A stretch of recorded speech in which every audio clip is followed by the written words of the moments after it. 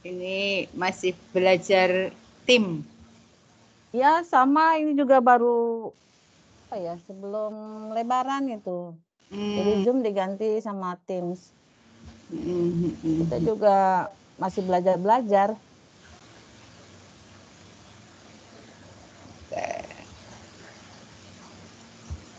Ini gimana? Yang share-nya itu yang ada tulisan Ya setelah sudah. make. Ya, Hmm. ada sih. Ya. Temu untuk yang share.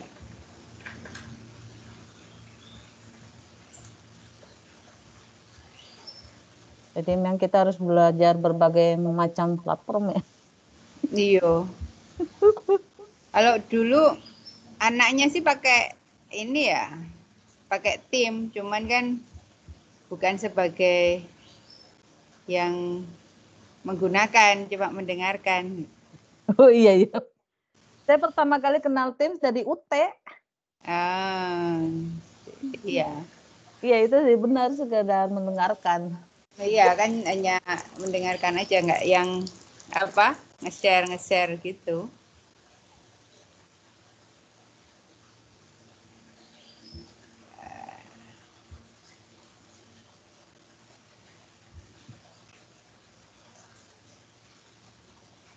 Ini ada Bu Fahma juga nih dosen IP kita. Assalamualaikum Bu Fahma. Waalaikumsalam warahmatullahi wabarakatuh. Kedengeran nggak suaraku, Mbak? Wih, jelas. Alhamdulillah. Salam kenal, Bu Diah. Ye, sama kenal Bu Fahmi ya. Fahma. Fahma.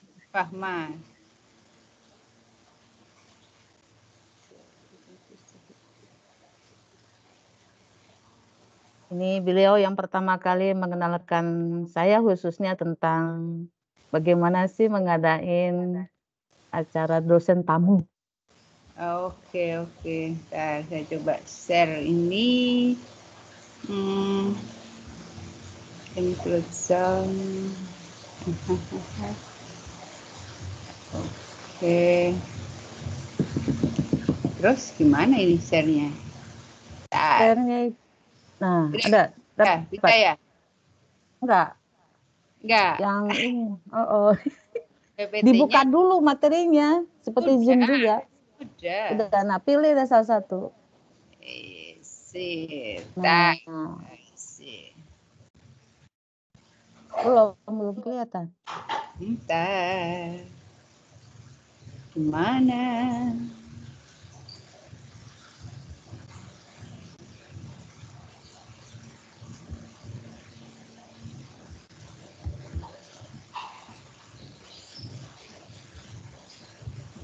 Coba share pakai yang kelihatan nggak? Mantap. Hah? Mantap, kelihatan. Kelihatan. Ya. Oke. Kelihatan ya. Ini kalau saya mau lihat PPT mana yang saya tampilkan di mana ini? Ini ada 2 yang ditampilkan. Iya, makanya ini emang tar.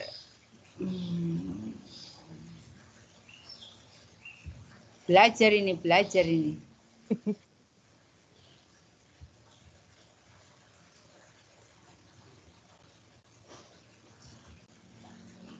Nggak apa nanti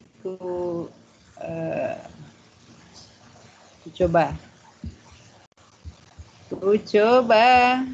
Bisa kelihatan? Mantap kelihatan. Oke.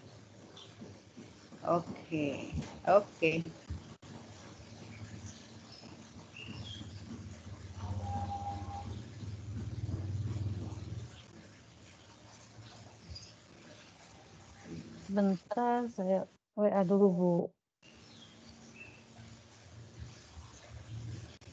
Rekamannya situ.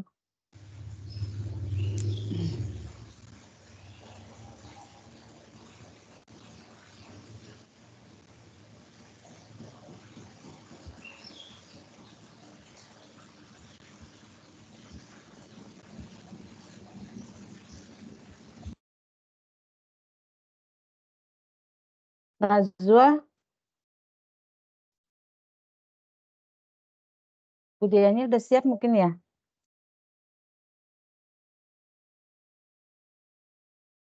Iya, Bu.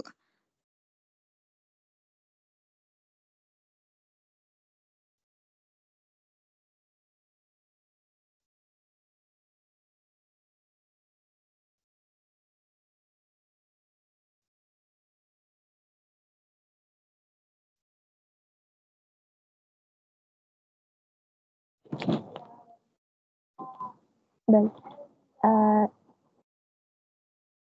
Bisa dimulai ya, Bu Loli? Ya, bisa. Bu Bismillahirrahmanirrahim. Mariamnya mungkin nanti kali ya setelah materi kali ya. Bismillahirrahmanirrahim. Assalamualaikum warahmatullahi wabarakatuh. Selamat pagi kepada Ibu Loli, Pak Mukmin, dan teman-teman sekalian. Alhamdulillahirrabbilalamin wa bihi nasta'in wa ala umuri dunya waddin. Wassalatu wassalamu ala umuri dunya. Wassalatu wassalamu asyrafil anbiya'i wa mursalin wa ala alihi wa sahbihi ajmain. Amma ba'du.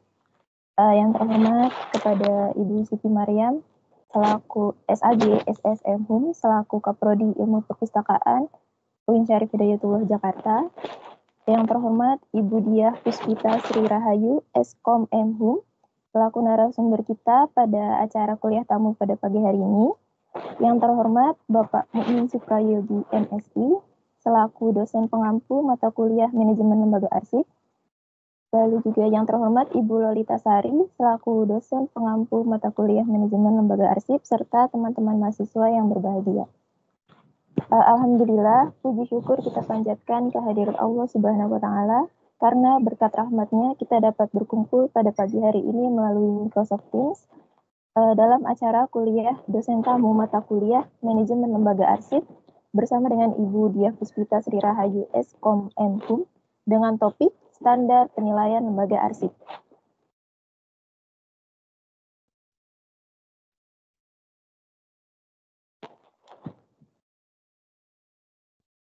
Sebelum memulai acara pada pagi hari ini, perkenalkan saya Herni Purwanti, mahasiswa Prodi Ilmu Perpustakaan Universitas Islam Indonesia UIN Syarif Hidayatullah Jakarta untuk membacakan tata tertib dan juga susunan acara pada pagi hari ini.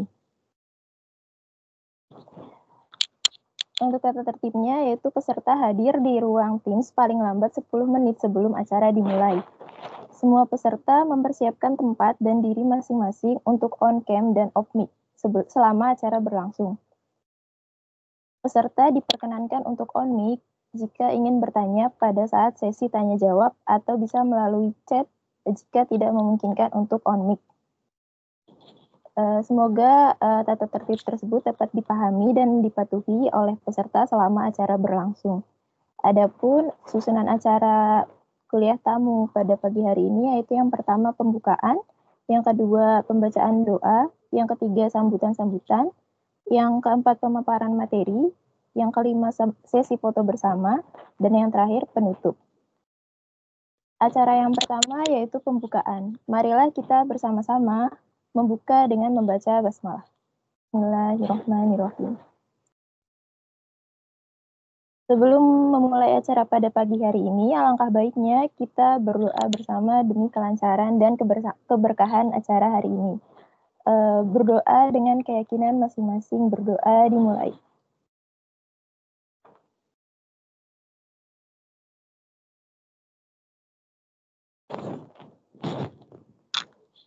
Doa selesai. Selanjutnya yaitu sambutan-sambutan.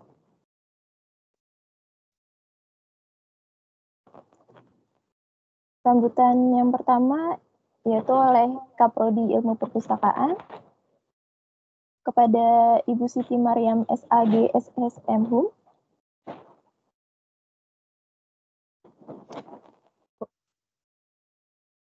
Maaf Herni, untuk sambutan Bu Mariam nanti setelah sesi terakhir kali ya, karena beliau lagi nguji. Baik.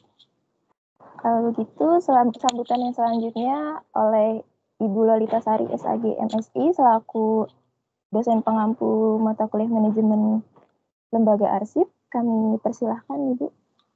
Ya, terima kasih, Yani. Bismillahirrahmanirrahim. Assalamualaikum warahmatullahi wabarakatuh. Alhamdulillahirrahmanirrahim. Pada pagi hari ini kita diberi kesempatan untuk berbagi pengetahuan berkenaan tentang lembaga kearsipan, khususnya nanti tentang akreditasi perpustakaan. Sebelumnya, mari kita sama-sama memberi salam sama-sama kita hormati Ibu Diah Dr. Ibu Dr. Diah Puspitasari yang mana hari ini alhamdulillah memberi kesempatan pada kita untuk memberi pengetahuan. Dan kemudian Bapak Ibu dosen yang berkesempatan hadir pada pagi hari ini. Dan para mahasiswa dan khususnya yang telah bekerja keras ya untuk menyelenggarakan acara ini. Tidak banyak kalam, mari nanti kita sama-sama menyimak materi yang akan diberikan oleh Bu Dr. Dia. Beliau merupakan jadi baca beliau merupakan dosen UNER dan pernah juga menjadi kepala unit kearsipan. Untuk itu monggo Bu Dia, nggak mesti juga 2 jam ya. Fleksibel saja dan moga-moga nanti Bu Kaprodi yang ingin berkenalan dengan Bu Dia secara langsung bisa hadir. Terima kasih, mungkin itu. Assalamualaikum warahmatullahi wabarakatuh. Waalaikumsalam warahmatullahi wabarakatuh. Terima kasih kepada Ibu Loli atas sambutannya. Kemudian memasuki acara inti hari ini, yaitu perkuliahan oleh Ibu Diah Puspita Sri Rahayu Eskom Enhum dengan topik standar penilaian lembaga arsip. Acara ini akan dipandu oleh rekan saya, Faradila Gumilau, mahasiswa Prodi Ilmu Perpustakaan UIN Syarif Hidayatullah Jakarta. Kepada Faradila Gumilau, kami persilahkan.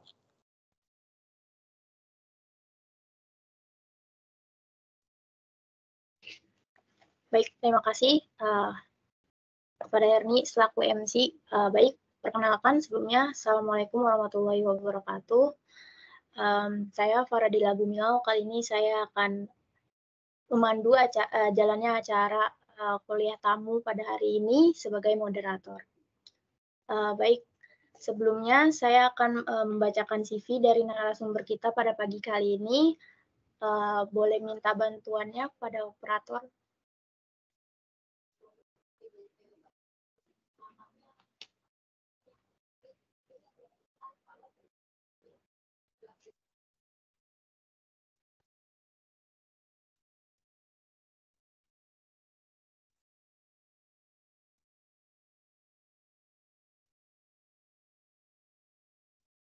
Sudah terlihat belum, Gum? Sudah. Lanjutkan.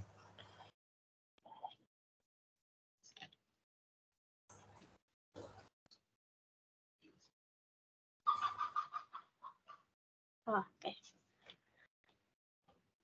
Jadi narasumber pada pagi hari ini yaitu Ibu Diah Puspitasari Sri Rahayu Eskom Enhum. Beliau merupakan jabatan fungsional sebagai rektor yang bertepatan lahir di Klaten tanggal 15 Mei 1997. Untuk mata kuliah yang pernah beliau ampu yaitu yang pertama ada preservasi, yang kedua analisis basis data perpustakaan, 3 perancangan sistem perpustakaan, metode pencarian elektronik, sistem informasi perpustakaan, pengantar teknik kearsipan, sistem data perpustakaan, lalu selanjutnya itu ada jejaringan informasi perpustakaan. Selanjutnya teknologi informasi dan komunikasi. Selanjutnya itu ada perpustakaan digital dan yang terakhir konstruksi portal informasi. Boleh di-scroll.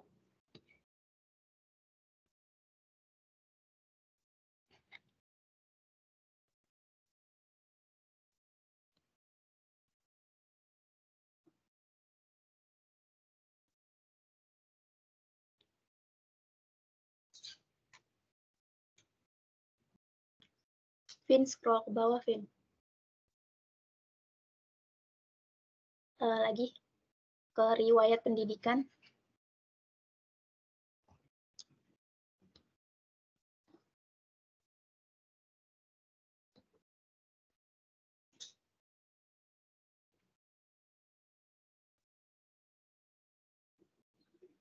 Ya, berikut merupakan riwayat pendidikan dari Ibu Diah. Yang pertama itu ada S1 di Universitas Gadjah Mada dengan mengambil jurusan ilmu komputer dengan masa studi dari tahun 1997 sampai 2002 dengan judul skripsinya yaitu implementasi Voice over Internet Protocol di PT Freeport Indonesia.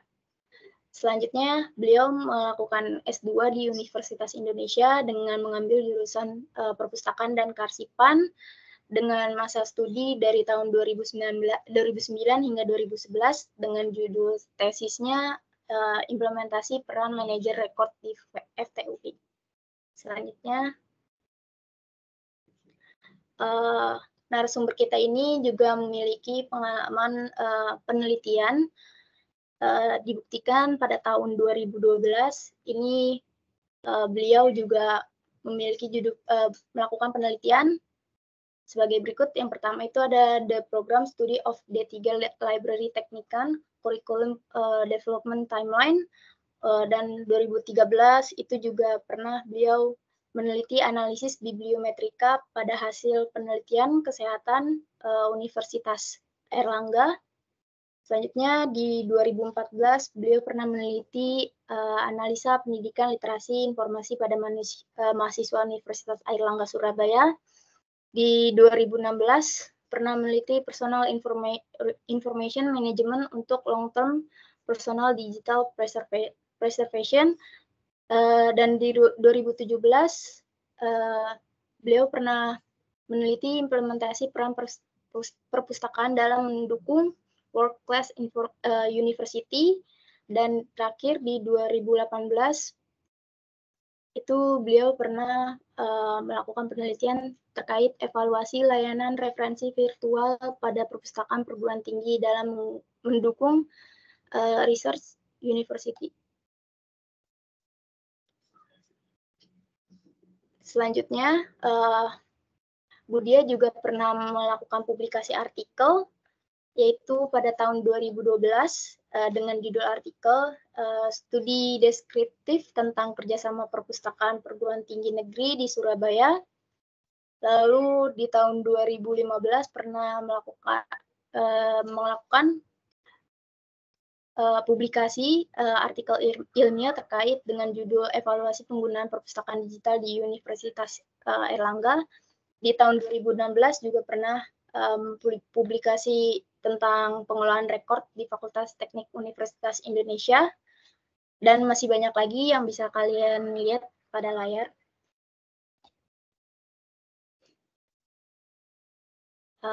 Selanjutnya, narasumber kita ini Bu Diah juga pernah melakukan seminar ilmiah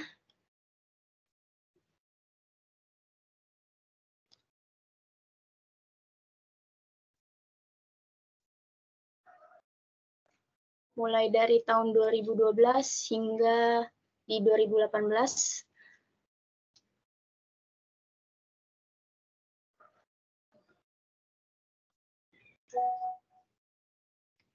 Dan yang terakhir, mungkin Bu Diah juga pernah melakukan publikasi sebuah buku dengan judul bukunya itu Metode Pencarian Elektronik pada tahun 2016 dengan penerbitnya Universitas Airlangga.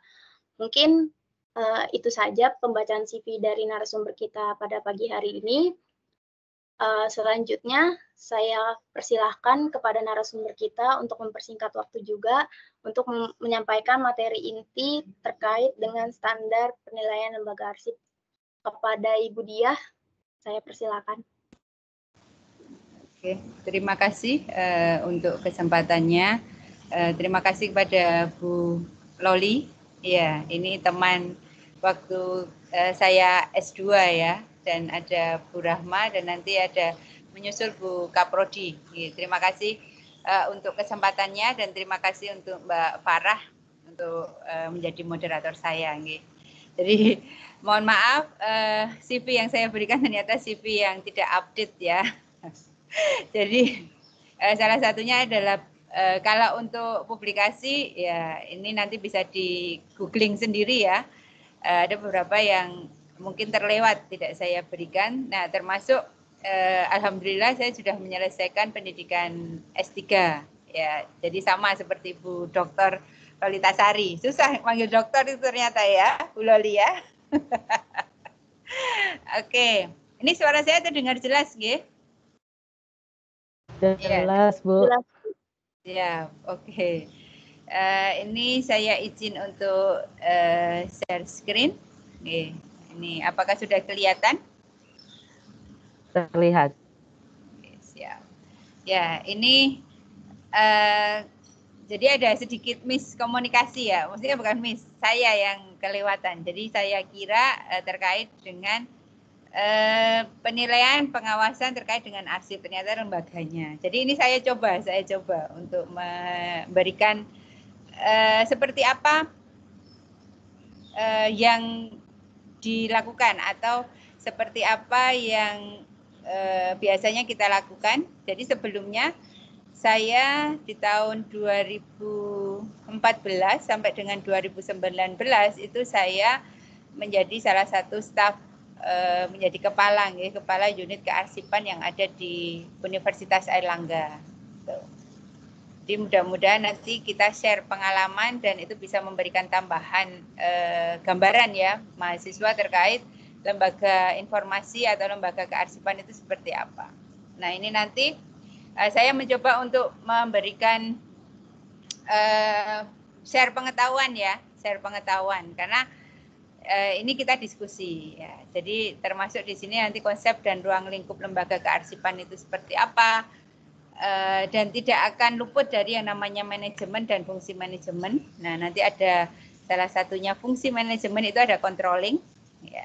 Nah nanti ada dua, controlling di lembaga kearsipan itu ada dua, akreditasi dan pengawasan. Nah itu nanti yang saya coba untuk bisa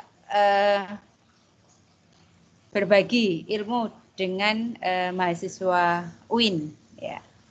Semester berapa ya? Semester berapa Mbak Farah? Semester 6, Bu. Oh, semester 6.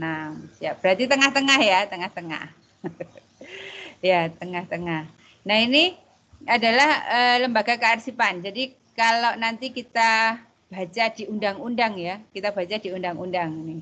Undang-undang tahun 43 nomor 43 tahun 2009. Ini bagian ketiga, bagian organisasi kearsipan. Jadi organisasi kearsipan itu ada 3, dibagi menjadi 3 menurut undang-undang. Jadi yang pertama itu adalah unit kearsipan. Ya, unit kearsipan itu yang berada pada organisasi atau induknya. Terus yang kedua nanti ada lembaga kearsipan. Ini di undang-undang. Tapi nanti dibahas yang saya bahas terkait dengan pengawasan ataupun dengan akreditasi sebetulnya itu juga mencakup di unit kearsipan dan juga lembaga kearsipan. Ya, pada saat ini mungkin nanti kalau untuk pengawasan itu lebih ke lembaga kearsipannya. Ya, akreditasi itu lebih banyak dilakukan di unit kearsipan, di perguruan tinggi mungkin, nanti ada juga di beberapa instansi. Nah, unit kearsipan ini wajib dibentuk oleh setiap lembaga negara, pemerintah daerah, perguruan tinggi negeri, badan usaha, dan BUMD. Jadi di sini kalau di undang-undang memang sementara masih mengatur pada di bawah pemerintahan. Jadi lebih kepada yang punyanya private ya, bukan private, punyanya publik ya, organisasi publik yang dimiliki oleh negara. Sedangkan untuk yang private atau yang swasta itu tidak secara langsung disebutkan di dalam undang-undang. Ya, cuman banyak yang sudah mengikuti. Ya, malah ada beberapa unit kearsipan yang punyanya perusahaan swasta itu malah lebih canggih daripada yang punyanya publik. Ya. Terus di sini nanti ada lembaga kearsipan. Nah, lembaga kearsipan itu ada ANRI, ya, Arsip Nasional Republik Indonesia. Salah satu keuntungan universitas yang ada di Jakarta itu bisa bolak-balik ke ANRI ya. Nah, kami di Surabaya kalau ke ANRI itu harus mikir. Ya, kita harus iuran lumayan rupiahnya ya bagi mahasiswa untuk bisa langsung datang ke ANRI. Oke, nanti ada juga arsip daerah provinsi. Nah, ini kita juga kerjasama dengan arsip provinsinya Jawa Timur. Terus nanti ada kabupaten, kota Surabaya, dan sekitarnya. Nah, nanti juga yang di sini adalah arsip perguruan tinggi. Salah satunya nanti di UNER. Sekarang hampir semua perguruan tinggi itu punya unit kearsipan. Perguruan tinggi negeri terutama ya, itu punya. Nah, arsip daerah provinsi wajib dibentuk oleh pemerintah daerah provinsi, arsip kota, dan lain sebagainya. Nah, yang di sini itu adalah terkait dengan organisasi kearsipan yang dinaungi oleh undang-undang. Nah, selama ini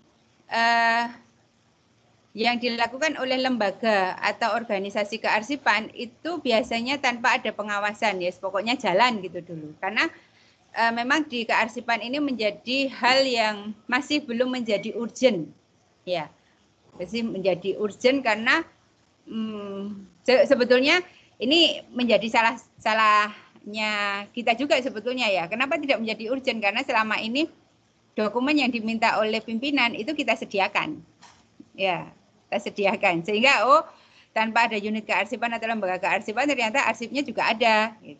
Padahal ada atau tidaknya arsip yang diminta oleh organisasi itu sebetulnya tergantung dari bagaimana kita mengelola organisasi kearsipan. Nah, mulai tahun, setahu saya ya, mulai tahun sebelum pandemi, ya tahun 2019 itu sudah mulai di dalam undang-undang ini di bagian akhir saya lupa di bab berapa itu adalah terkait dengan pengawasan lembaga kearsipan. Ya. Di mana jika organisasi atau lembaga itu tidak melakukan kegiatan kearsipan, ya, nanti pimpinannya itu bisa dapat teguran atau nanti bisa dipidanakan atau kena denda 500 juta. Ya, itu di undang-undang di tahun 2009 ini sebetulnya di bagian bawah kalau nanti mahasiswa baca itu ada. Ya, ada terkait dengan pengawasan ataupun terkait dengan evaluasi bagaimana pengelolaan dari sebuah lembaga kearsipan. Nah, cuman baru dilaksanakan real oleh Arsip Nasional itu di tahun 2019. Terus terkena pandemi. Nah, ini baru galak-galaknya. Ya, di Jawa Timur itu masif, ya, masif untuk melakukan yang pengawasan. Mulai nanti grade-nya yang dia dapat nilai C, ada yang grade-nya dapat nilai B, ada yang dapat nilai A.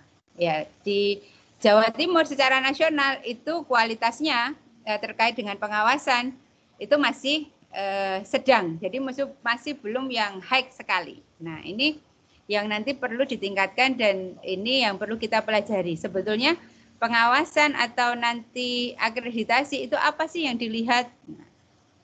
Ya, oke. Nah, lembaga kearsipan organisasi yang bertanggung jawab melakukan akuisisi, ya, akuisisi. Karena lembaga kearsipan itu lebih identik pada tadi, lebih ke arsip statis ya. Nah, sehingga kita bagaimana mengakuisisi arsip, bagaimana cara kita mendapatkan arsipnya, bagaimana cara kita merawat arsip tersebut, memanfaatkan yang mempunyai nilai guna continuous untuk dikomunikasikan kepada publik. Ya, kalau nilai guna arsip kan ada nilai guna administratif, ada nilai guna hukum, ada juga nanti nilai guna informasional, ada nilai guna pertanggungjawaban. Ya, nah itu yang nanti perlu dilihat sehingga kenapa kita perlu mengelola. Nah, kenapa harus ada lembaga kearsipan? Nah, alasan kebutuhan. Ya, jadi kita butuh satu lembaga yang memang khusus untuk mengelola arsip, ya, arsip atau dokumen. Terus ini budaya. Kenapa ini menjadi budaya? Karena budaya kita itu bukan budaya documented. Ya, Indonesia itu adalah bukan budaya documented. Yang kenapa kita masih punya dokumen-dokumen lama dan lain sebagainya, karena Belanda itu salah satu negara yang documented. Jadi apapun didokumentasikan, ditulis, dan disimpan. Ya, kita kurang. Sehingga banyak sekali beberapa yang kita punya itu kita kalah pada saat nanti di PBB atau di UNESCO terkait dengan warisan budaya ataupun terkait dengan sebuah pulau, itu kita kalah karena kita nggak ada dokumentasinya.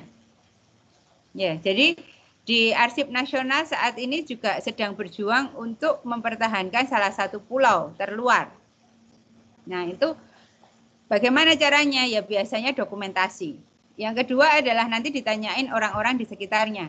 Biasanya orang-orang akan ditanya, kenal nggak sama presidennya? Anda di mana? Gitu. Nah, itu banyak yang kadang tidak tahu kalau mereka di negara Indonesia karena terluar, jarang aksesnya.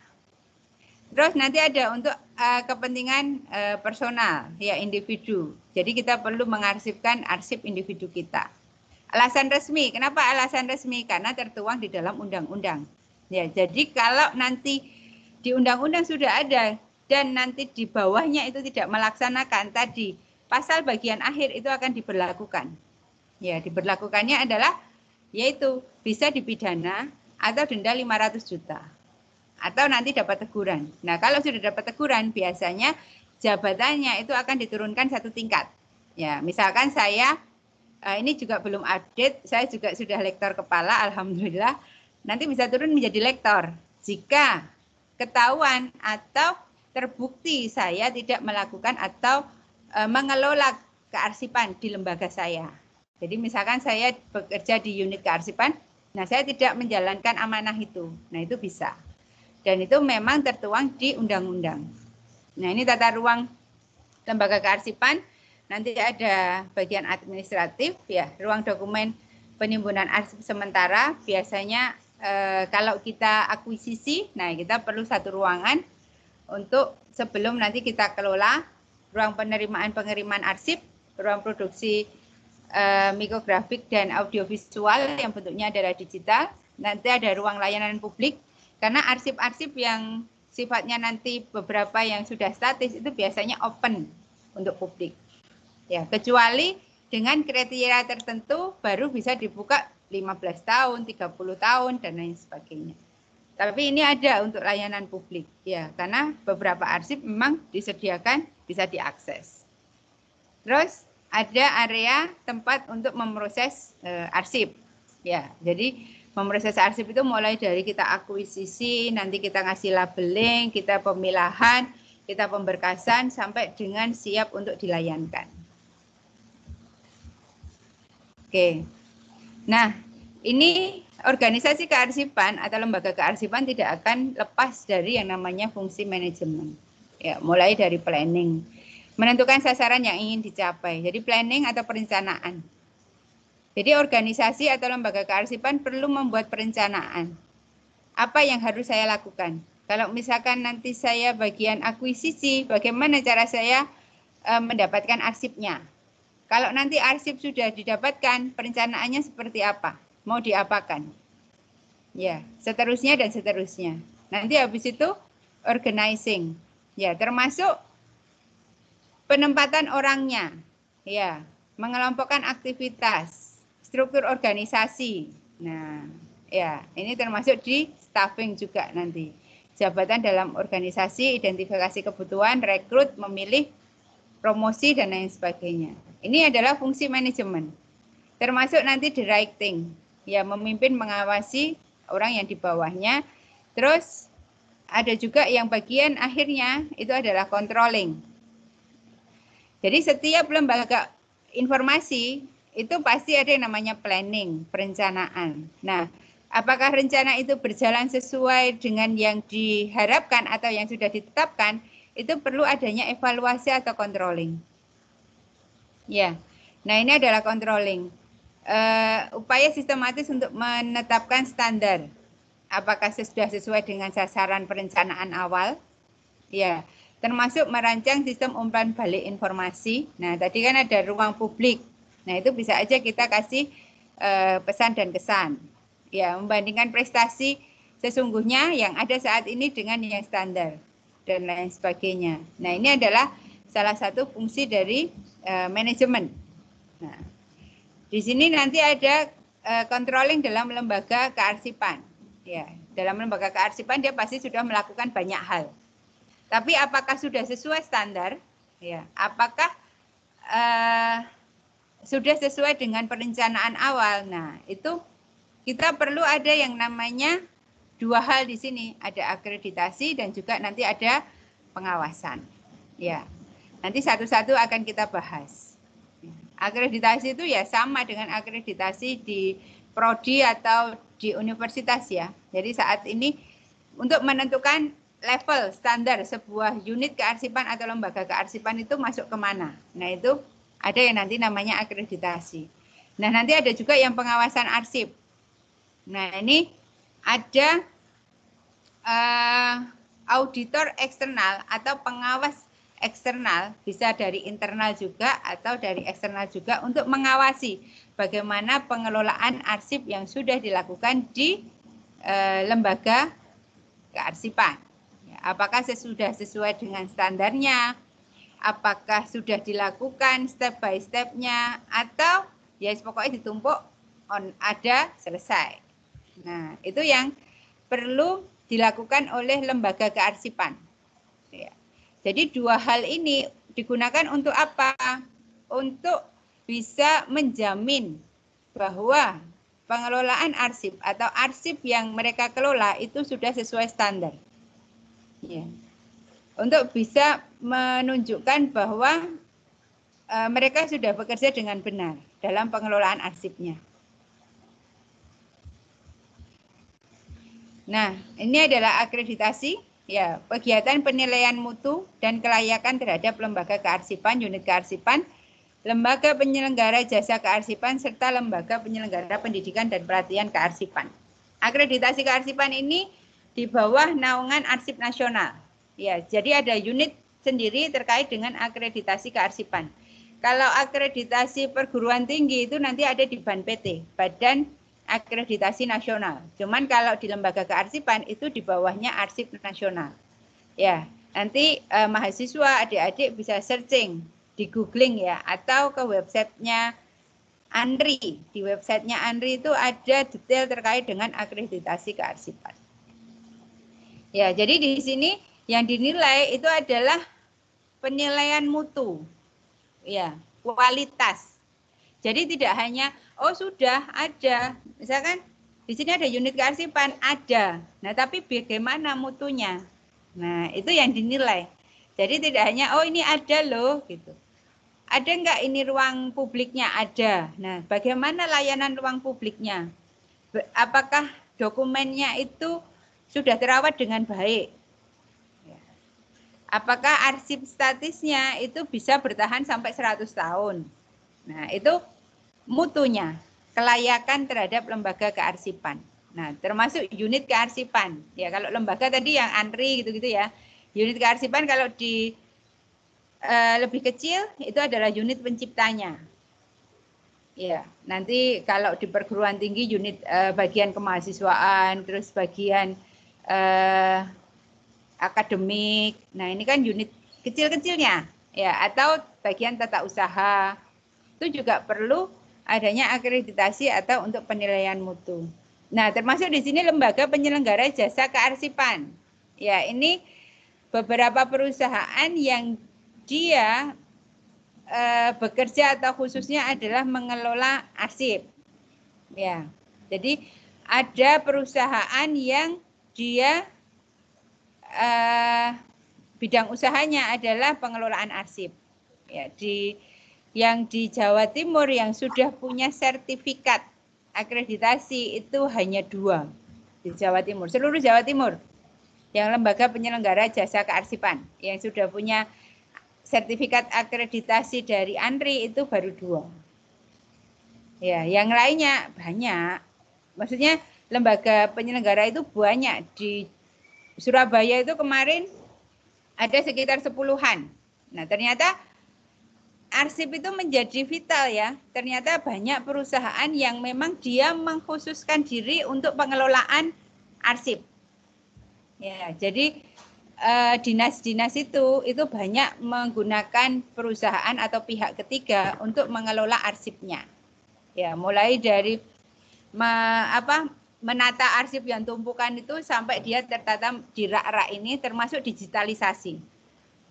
Ya, ini. Dan mahasiswa saya ada beberapa yang dia bekerja di lembaga penyelenggara jasa kearsipan. Di Jakarta insya Allah juga banyak. Ya. Jadi mahasiswa jangan hanya terfokus nanti bekerja saya hanya di bagian menjadi PNS untuk di dinas kearsipan gitu enggak ya. Nah, ini termasuk di perusahaan-perusahaan ini dia juga membutuhkan mahasiswa. Ya. Terus atau lembaga penyelenggara pendidikan dan pelatihan kearsipan. Nah, jadi misalkan saya punya dulu sebelum pandemi saya sering melakukan pelatihan terkait dengan kearsipan. Ya, cuman kalau dulu sebelum pandemi itu terkait dengan akreditasi ini belum menjadi hal yang krusial. Nah, sekarang ini sudah mulai ditata oleh Arsip Nasional. Nah, akreditasi ini dasar hukumnya adalah ini. Ya. Undang-Undang 43 tahun 2009 tentang kearsipan. Terus ini PP. Ya. Peraturan Pemerintah Nomor 2008 Tahun 2002 tentang pelaksanaan undang-undang. Jadi walaupun undang-undang itu sudah ada tahun 2009, tapi PP-nya baru tahun 2012. Dan baru banyak dilaksanakan di tahun 2015-an. Ya. Terus ini Peraturan Pemerintah Nomor 53 tentang 2009 tentang jenis dan tarif atas jenis penerimaan negara dan lain sebagainya. Jadi yang tadi ada di sini ya jasa penyelenggara kearsipan. Nah, itu kan biasanya kalau sebuah instansi itu menyewa mereka berarti kan ada patokan harganya. Nah, ini PP nomor 53 itu terkait dengan biaya-biaya yang harus dikeluarkan, standarnya berapa untuk pengelolaan kearsipan. Jadi nanti kalau di sini mahasiswa UIN sudah lulus pengen membuka usaha terkait dengan pengelolaan kearsipan, itu peluangnya luar biasa. Ya, bisa dilakukan, peluangnya luar biasa. Ya, nanti kalau sudah berdiri bisa nanti ikut akreditasi, ya, biar tahu bahwa kita sudah oke, layak, dan lain sebagainya. Nah, termasuk nanti berapa tarif harganya itu mengikuti PP nomor 53 tahun 2019. Terus di sini ada peraturan Kepala Arsip Nasional nomor 2008 tahun 2015 tentang akreditasi kearsipan. Ya. Ini diubah menjadi peraturan Kepala Arsip Nasional nomor 8 tahun 2016. Jadi akreditasi itu udah ada payung hukumnya. Nah, apa yang dilihat dalam aspek akreditasi lembaga kearsipan yang dilihat itu hanya dua sebetulnya. Ya, penyelenggaraan kearsipannya sama sumber daya kearsipan. Jadi yang dilihat di dalam akreditasi aspeknya kalau di perguruan tinggi atau di program studi itu yang dilihat aspeknya itu ada 9 aspek. Kalau di lembaga kearsipan itu hanya 2. Jadi penyelenggara kearsipan sama sumber daya kearsipan yang dilihat. Nah, di penyelenggara kearsipan itu yang dilihat nanti ada 3. Kebijakan terkait dengan peraturan-peraturan di lembaga tersebut atau unit kearsipan. Jadi kalau misalkan akuisisi, ada nggak aturannya? Ya, ada nggak aturan secara formal yang digunakan oleh lembaga tersebut untuk mengakuisisi arsip? Ya, biasanya kan ada atau tidak dulu. Kalau tidak ada ya berarti dia poinnya akan rendah. Ada berapa persen yang sesuai dengan kebijakan tersebut? Nah, apakah sudah sesuai dengan kebijakan yang ada? Mereka punya sistem klasifikasi arsip atau tidak yang sudah disahkan? Mereka punya kebijakan terkait dengan hak akses enggak? Mereka punya kebijakan terkait dengan penilaian dan penyusutan kearsipan. Nah, ini terkait dengan kebijakan. Jadi kalau di ANRI kebijakannya kan ada 5 pilar ya. Naskah dinas, ya, klasifikasi, penilaian penyusutan, ya, pemberkasan sama hak akses. Ya. 5 pilar itu yang harus ada. Nah, apakah mereka punya? Nah, itu terkait dengan kebijakan. Terus pembinaan kearsipan sama pengelolaannya. Ini kebijakan itu tercantum dari apa? Mulai dari perencanaan, pembinaan pengawasan, pengelolaan arsip, pembangunan sumber daya kearsipan, pemberdayaan kearsipan. Tapi ini aturannya ya, aturannya punya enggak itu tadi? Apakah sudah dibuat gitu? Disahkannya level apa? Nah, ini terkait dengan penyelenggaraan kebijakan kearsipan. Ya. Kearsipan dari pada asas penyelenggaraan kearsipan guna tercapai maksud dan tujuan penyelenggaraan kearsipan. Nah, ini kebijakan kearsipan itu memuat ini. Terus di sini pembinaan kearsipan. Ya, koordinasi penyelenggaraan, penyusunan pedoman, pemberian bimbingan, supervisi, fasilitas konsultasi. Ya, jadi kalau dia lembaga kearsipan, dia pasti punya unit-unit di bawahnya. Apakah mereka memberikan bimbingan? Apakah ada supervisi? Ya. Jadi di bawah mereka, misalkan di Universitas Airlangga unit kearsipan, nah apakah dia mensupervisi di fakultas-fakultas? Atau ya dibiarkan saja. Nah, itu terkait dengan pembinaan kearsipan yang dinilai di bagian akreditasi kearsipan. Terus pendidikan, pelatihan, bimbingan teknis, pendampingan. Apakah ada pendidikan untuk arsiparisnya atau pengelola arsipnya? Apakah ada pelatihannya? Nah, apakah ada pemantauan? Evaluasi dilakukan berapa kali? Nah, akreditasi itu melihat ini. Ya, apakah ini sudah dilakukan di unit tersebut? Ya, jawabannya ya tidak. Kalau iya, seberapa nanti dinilai kualitatifnya. Ya, kualitatifnya. Jadi kalau ada atau tidak itu kuanti. Ya, tidak. Kan ada atau tidak, tinggal jawab gitu. Tapi kalau nanti ya, seperti apa? Nah, itu kualitatif. Ya. Oh, ini sudah sesuai dengan yang sudah dituliskan. Nah, ini pengelolaan arsip. Ya. Jadi kelihatannya hanya 2 Bu, penyelenggaraan dan sarana prasarana, tapi dalam penyelenggaraan itu ternyata sub-subnya banyak ya, mulai dari kebijakan, mulai nanti dari yang di sini pembinaan kearsipan dan pengelolaan arsip. Ya, proses pengendalian arsip dinamis, statis secara efisien, efektif dan sistematis.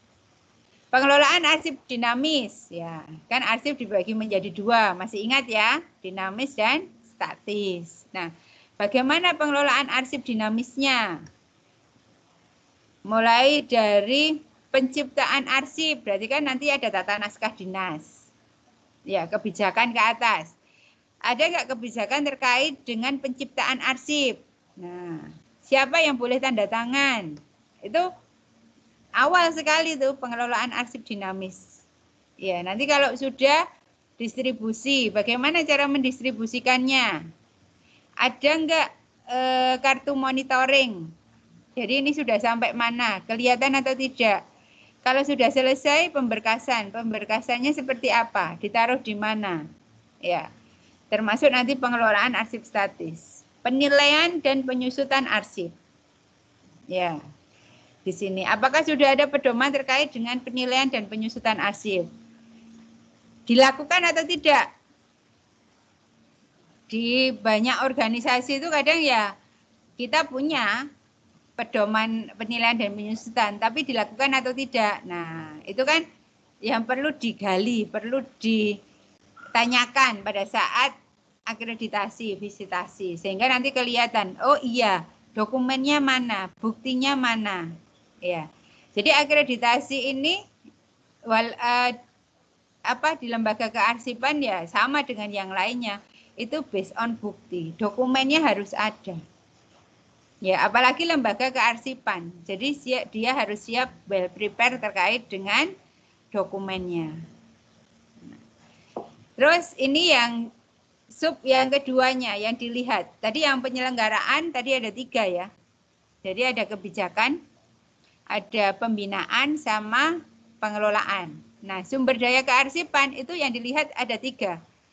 Manusianya, ya, sarana prasarana, organisasi dan dana. Jadi diakreditasi pada saat nanti visitasi itu yang dilihat adalah pertama sumber daya manusianya, pengelola arsipnya. Ya, karena di UNER tidak semua orang itu menjadi arsiparis walaupun dia mengelola arsip. Sehingga di kami itu biasanya kita sebut sebagai petugas atau karyawan yang di bagian kearsipan, pengelola arsip. Karena arsiparisnya itu kalau nggak salah hanya 8. Ya, hanya 8, terus kemarin sudah ada yang pensiun 2. Jadi tinggal 6. Nih, sumber daya kearsipan. Terus sarana prasarana, organisasi dan pendanaan. Nah, ini balik lagi tidak akan lepas dari yang namanya undang-undang. Ya. Unit kearsipan pada pencipta arsip dan lembaga kearsipan harus dipimpin oleh sumber daya manusia yang profesional. Jadi harus ada kepalanya, kepala unit, kepala lembaga yang profesional dan memiliki kompetensi yang diperoleh melalui pendidikan formal atau pendidikan dan pelatihan kearsipan. Jadi orang yang mengelola di unit kearsipan harus punya kompetensi terkait dengan kearsipan, baik nanti dia sekolah formal, ya S1, S2, S3, atau melalui pendidikan dan pelatihan. Jadi nanti ditunjukkan sertifikatnya. Dia sudah melakukan pelatihan ini, atau bisa juga dengan sertifikasi kompetensi. Ya, jadi di pegawai UNER kemarin kita mengundang dari ANRI untuk datang ke UNER untuk melakukan sertifikasi akreditasi. Ya. Jadi kalau datang ke Jakarta itu kita biayanya akan lebih mahal dibandingkan kita mengundang mereka. Jadi nanti pelaksanaannya itu selama 3 hari. Ya, nanti 1 hari itu ada pelatihannya. Ya. Jadi kalau sertifikat kompetensi yang dari ANRI itu yang kemarin kita ngundang itu 3 hari, ya 1 hari itu nanti pelatihan gitu, jadi dikasih latihan dulu, dikasih materi dulu, nanti yang kedua itu adalah ujian tulisnya, yang ketiga nanti ujian wawancara, ya, gitu. Walaupun kita bayar, ya walaupun kita bayar mahal. Nah, ternyata ada juga yang tidak lulus, ada yang lulus juga. Oke, nah ini nanti yang bisa kita lakukan pengembangan sumber daya manusia seperti apa? Nah, nanti bisa melalui di sini ya. Nah, apa yang bisa dilakukan? Pengadaan arsiparis.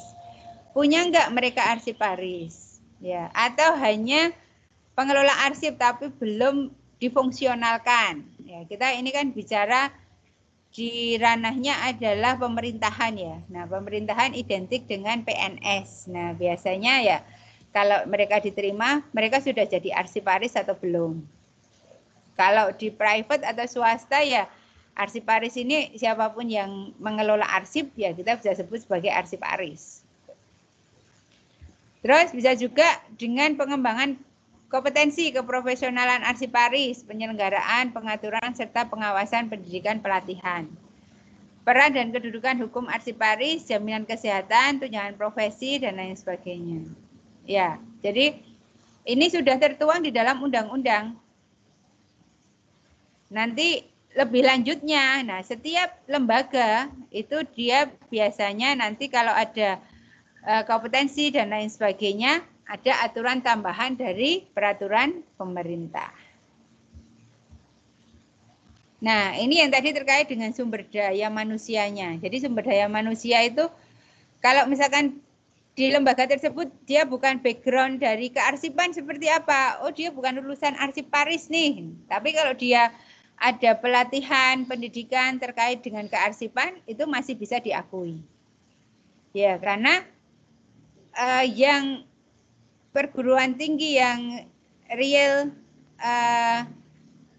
pendidikan terkait dengan kearsipan itu nggak banyak di Indonesia, nggak banyak. Nah, terus ini sarana prasarana tadi. Jadi kalau di bagian sumber daya kearsipan itu yang dilihat adalah manusianya, ya arsiparisnya, ya. Apakah dia punya struktur organisasi, apakah punya kompetensi sertifikat jelas bahwa mereka arsiparis dan lain sebagainya. Yang kedua dilihat adalah sarana prasarana. Ada nggak filing kabinet untuk menyimpan arsip? Ya, filing kabinetnya ditata atau tidak? Terus dilihat nanti di dalamnya ada outner nggak? Ya, ada folder nggak? Atau punya filing kabinet tapi arsipnya wes pokoknya dimasukkan tanpa dipilah-pilah. Nah, jadi kalau di sini kita lihatnya adalah sarana prasarana kearsipan. Ada nggak guide? Ya, guide. Ada nggak daftar? Kemarin itu ada di sarana prasarana itu termasuk dengan daftar arsip. Punya nggak mereka daftar arsipnya? Itu masuk sarana prasarana. Ya. Ada nggak form untuk peminjaman? Nah, itu masuk sarana prasarana juga. Ya. Nah, ini map. Ya, map yang bisa digunakan atau ini box. Ya, boxnya ada yang box kecil, ada yang box besar. Di Arsip Nasional itu sudah tertuang di perka, saya lupa perkanya ya. Ada perka terkait dengan standarisasi tempat penyimpanan arsip, termasuk box, termasuk filing kabinet, termasuk outnernya. Ya, jadi dia punya perka sendiri. Nanti dimensinya berapa, dari kardus yang apa, kualitasnya seperti apa. Nah, itu dia ada aturan di perkanya. Cuman saya lupa perka berapa. Ya, ini adalah bobot penilaian. Jadi nanti pada saat orang yang datang itu akan melihat tadi dua hal tadi. Ya, terus nanti dia akan memprosentase. Yang paling besar persentasenya adalah penyelenggara kearsipan, 60%. Ya.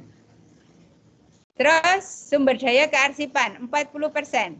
Nah, dari butir yang penyelenggara kearsipan 60% dibagi menjadi kebijakannya 20%, pembinaan 20%, pengelolaan arsip 60%. Jadi kalau biasanya kita di unit itu kita akan melihat mana yang proporsi atau bobotnya paling besar. Itu yang kita menjadi fokus. Ya, fokus. Yang lainnya tetap difokuskan, tapi fokus yang bobot besar untuk bisa mendapatkan nilai yang lebih banyak. Terus di sini sumber daya itu 40% dibagi menjadi sumber daya manusia 40%. Jadi pengelola yang punya kompetensi, ya lulusan S1, S2, S3, atau dia punya pelatihan, nah itu grade-nya tinggi, bobotnya adalah 40%. Sarana prasarana 30%, terus nanti ada organisasi. Jadi organisasi itu mulai dari strukturnya. Ada nggak struktur organisasinya? Tupoksinya jelas tidak setiap orang. Ya, siapa yang handle terkait dengan pemberkasan? Siapa yang handle terkait dengan preservasi? Ada nggak di situ? Nah, itu adalah organisasi. Ini bobot penilaian pada saat kita akreditasi. Ini nilainya. Ya. Jadi kalau dapat nilainya adalah 90-100%, artinya apa? Berarti mulai dari penyelenggaraan kearsipan sampai dengan sarana prasarana atau SDM sumber dayanya itu bagus berarti. Ya, jadi kalau sudah 90-100 itu ya sudah sempurna. Ya, terus grade bawahnya adalah 80-90. Ya, 70-80. 60, 70 ini akreditasinya seperti ini. Nah, kalau nilainya kurang dari 60 berarti dia tidak masuk atau belum layak terkait dengan pengelolaan kearsipannya.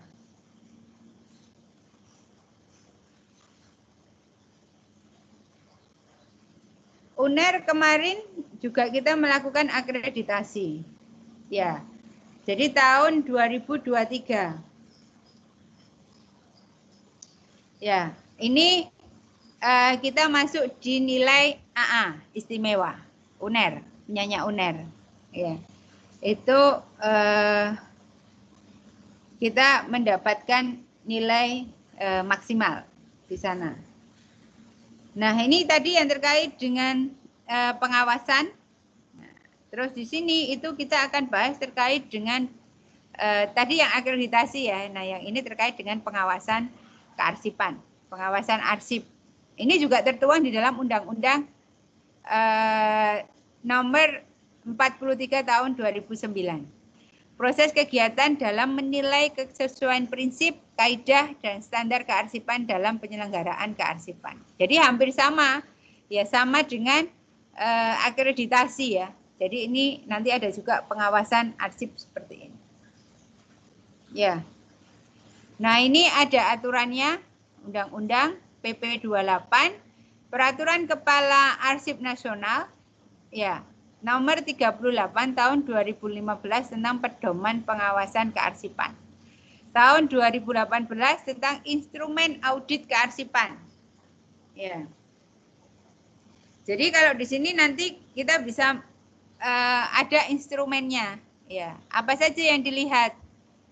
Nah, jadi pengawasan ini bisa ada dua nanti. Ada internal, ada eksternal. Jadi kalau internal itu ya dari unit sendiri, di UNER atau di lembaganya itu dia punya unit khusus terkait dengan audit ya, pengawasannya internal atau bisa dari luar eksternal ya. UNER juga kita sudah dilakukan pengawasan kearsipan oleh Arsip Nasional. Kita juga akreditasi iya, terus pengawasan kearsipan juga iya. Tuh.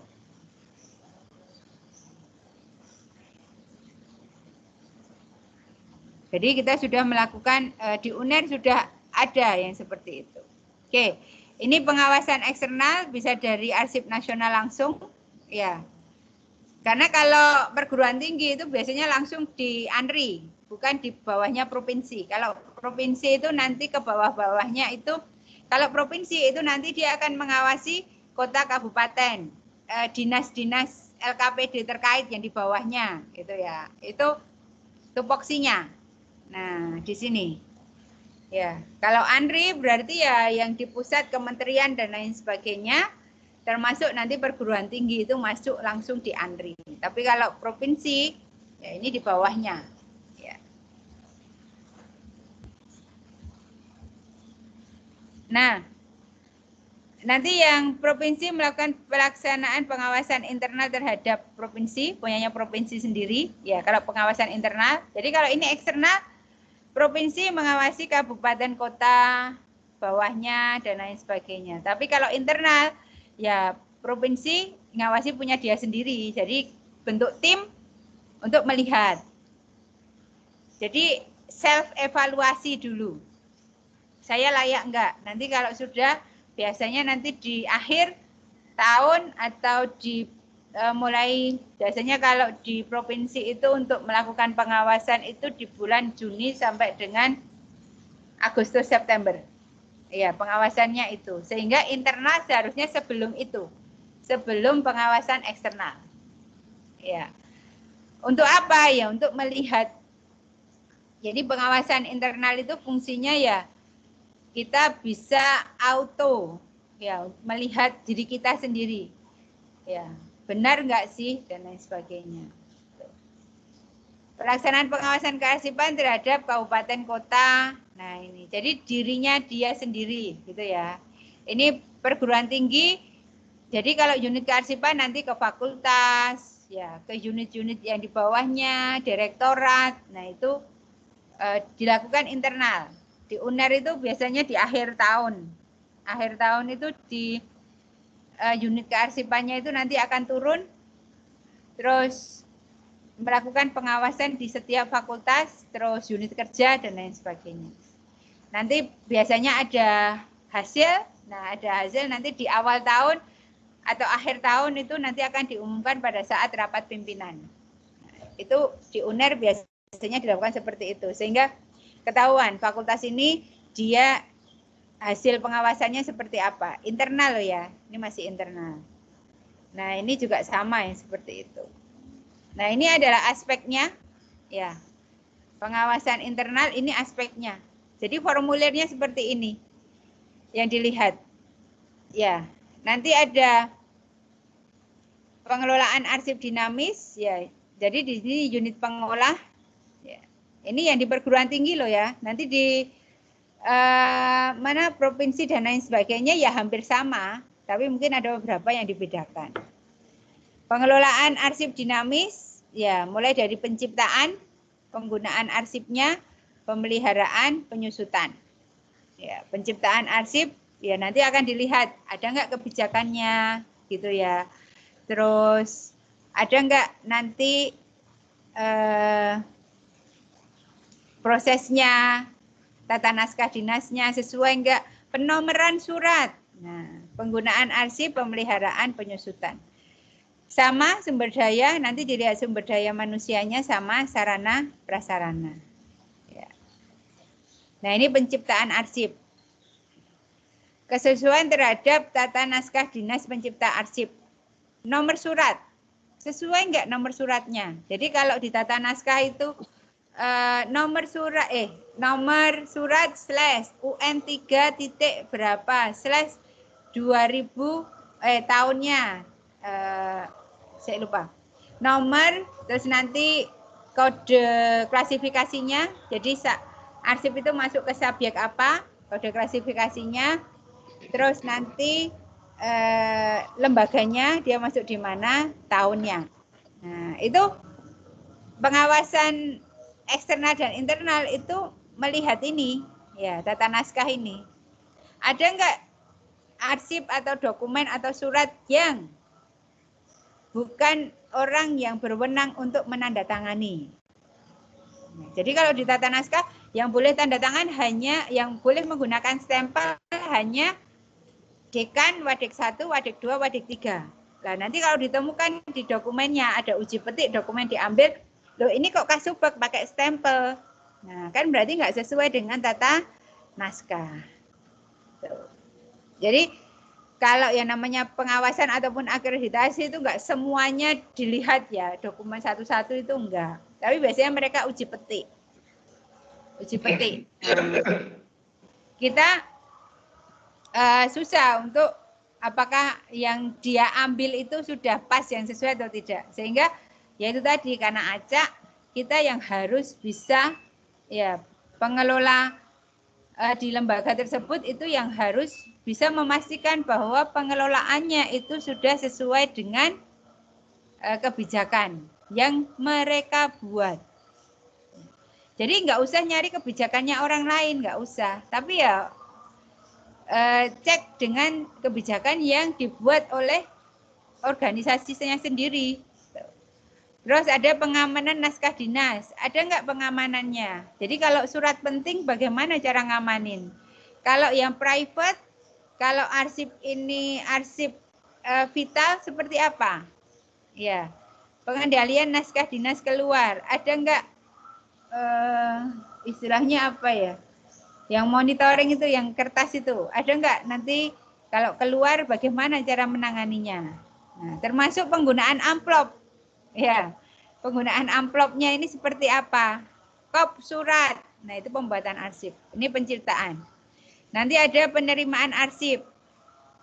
Ya. Kan yang namanya penciptaan itu mulai dari kita buat dan kita terima. Ya. Yang kita terima. Jadi kalau yang kita terima bagaimana caranya?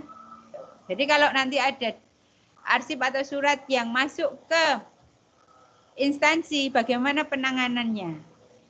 Oh, penanganannya dicek dulu apakah ini masuk surat vital atau ini masuk surat segera. Oh, ini surat yang rahasia.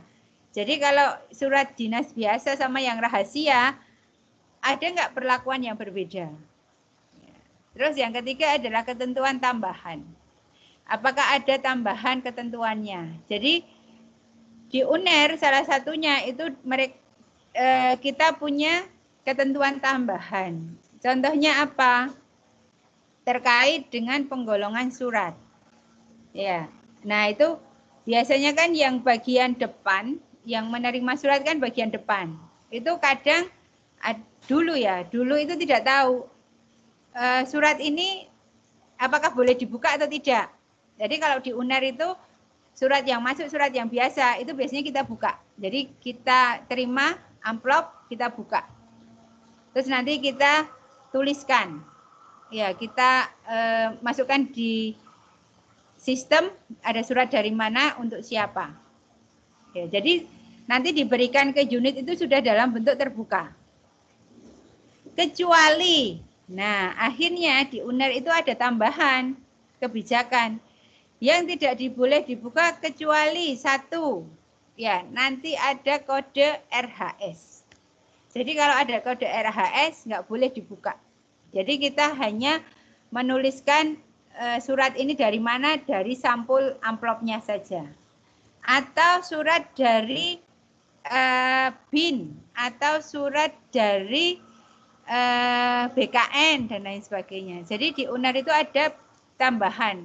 Kalau surat dari sini tidak boleh dibuka oleh bagian persuratan di depan.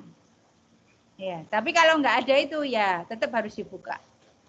Itu ketentuan tambahan yang beberapa dibuat itu berdasarkan pengalaman yang sudah dilalui. Ya, jadi kalau dulu tidak ada, akhirnya dibuka. Terus waktu dibuka, loh, ternyata kok rahasia. Gitu. Nah, kita kena marah sama yang pimpinan atas. Ini rahasia, kenapa kok dibuka?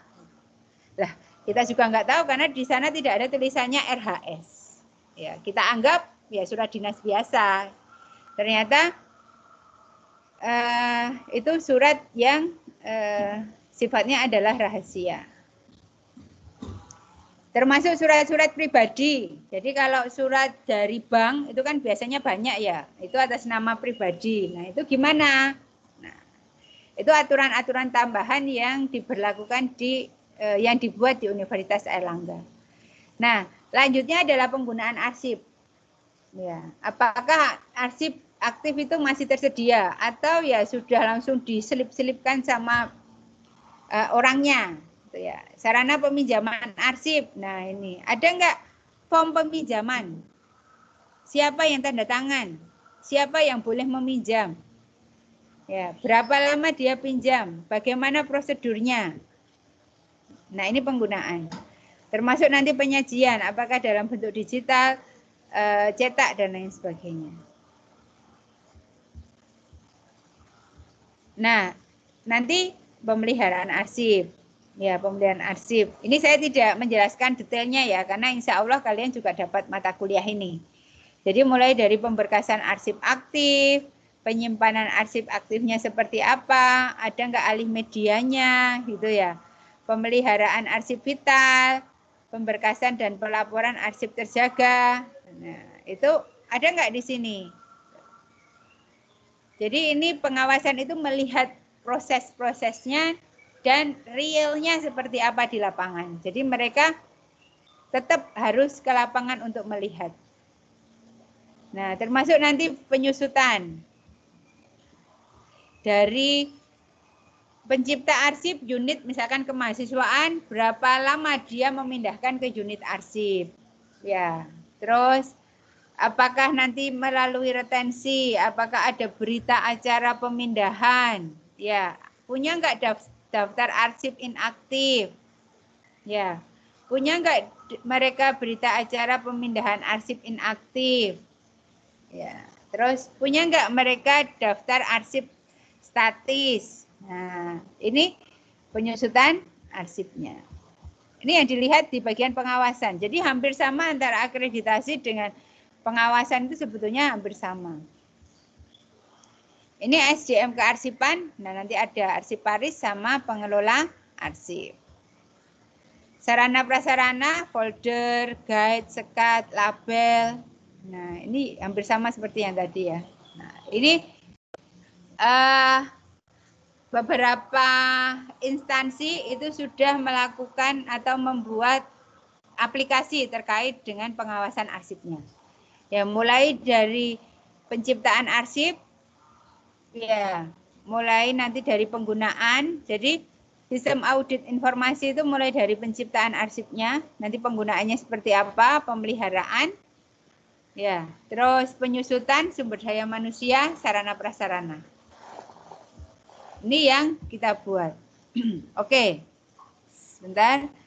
Saya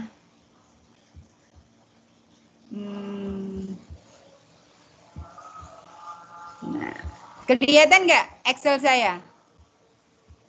Kelihatan ya? Nah, ini adalah salah satu contoh alat yang digunakan pada saat pengawasan arsip. Ya, ini dalam bentuk Excel. Jadi ini yang dilihat.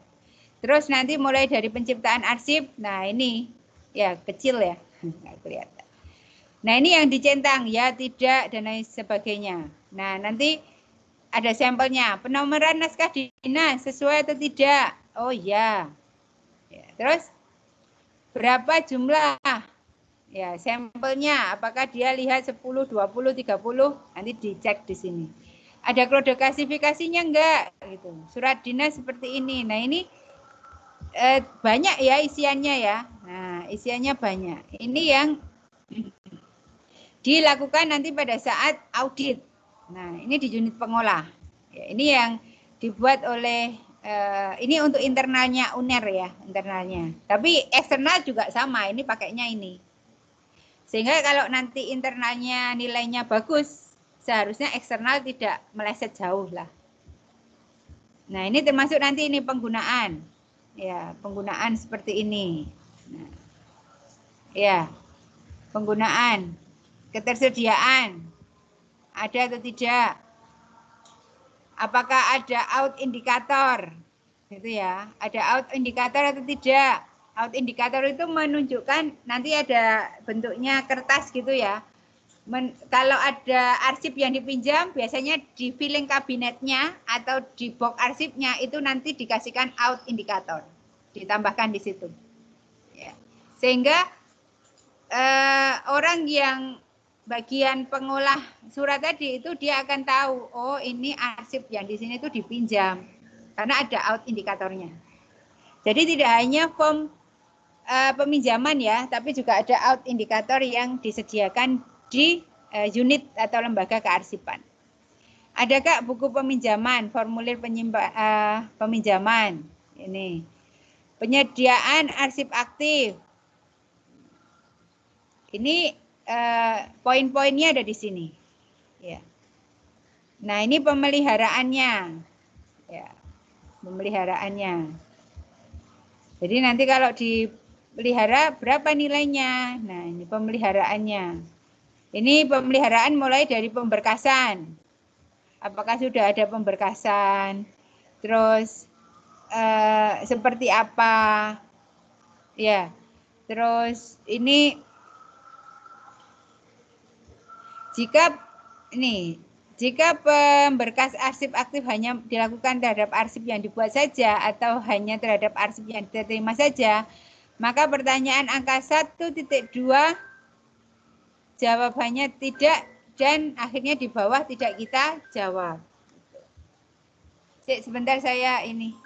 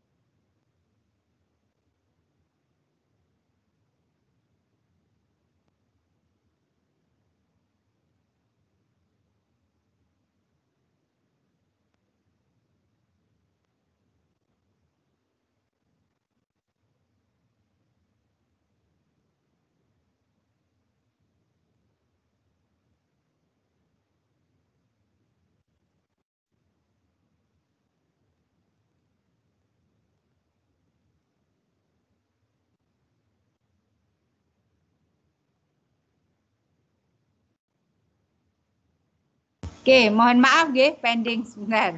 Nah, ini adalah pemberkasan untuk yang arsip aktif ya. Jadi nanti di sini kalau tidak menyusun sampai bawah tidak perlu diisi gitu. Tapi kalau artinya kalau dia tidak diisi ya berarti nilainya semakin berkurang. Karena pengelolaan arsipnya ternyata ya, oh kok ini tidak ada ya, tidak dilakukan ya. Ini penyimpanan arsip ya. Apakah punya penyimpanan? Penyimpanan di mana tempatnya? Apakah punya JRA, jadwal retensi arsip? Ini apakah ada alih media dan lain sebagainya. Nah, ini nanti penyusutan. Ini penyusutan, ini poin-poinnya. Ya, poinnya lumayan banyak juga. Ya. Pemindahan, penyeleksian arsip, aktif, ya, inaktif. Nah, ini poin-poin, beberapa poin yang nanti akan dicek. Daftar arsip inaktif ditandatangani enggak? Ya, oh ini punya daftar tapi belum ditandatangani. Ya. Nah, kan belum sah legal ya, belum sah atau belum legal. Tuh. Terus ini daftar berkas dan lain sebagainya. Ini SDM. Nah, kalau SDM itu ya apakah jumlahnya ada berapa? Ini ya. Nah, ini SDM. Apakah terdapat arsiparis? Arsiparis beda dengan pengelola arsip. Jadi kalau arsiparis kan secara fungsional. Ya, kalau di UNER karena dia perguruan tinggi negeri berarti ini harus punya fungsional arsiparis. Ya. Terus apakah mandiri, independen, kewenangannya? Nih, pendidikannya. Nah, ini termasuk di sini nanti arsiparis terampilnya ada berapa dan lain sebagainya. Pendidikan S2, S1, S1 selain kearsipan, D3 kearsipan, D3 selain kearsipan. Rekrutmen, nah ini di sini.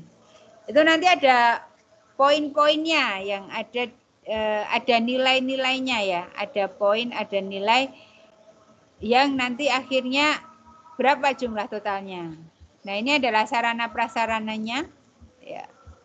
Ini poin-poin yang bisa kita ambil. Nanti ada folder, ukurannya sudah sesuai atau belum. Penggunaannya satu folder untuk satu subjek, satu berkas maksimal 150 lembar. Jadi nanti dicek di foldernya. Ini kok ketoknya lebih dari 200, berarti kan melebihi standar yang sudah diberikan. Terus folder diletakkan di belakang atau tidak? Nah itu. Guides, card, ya. Terus ini klasifikasi dan lain sebagainya.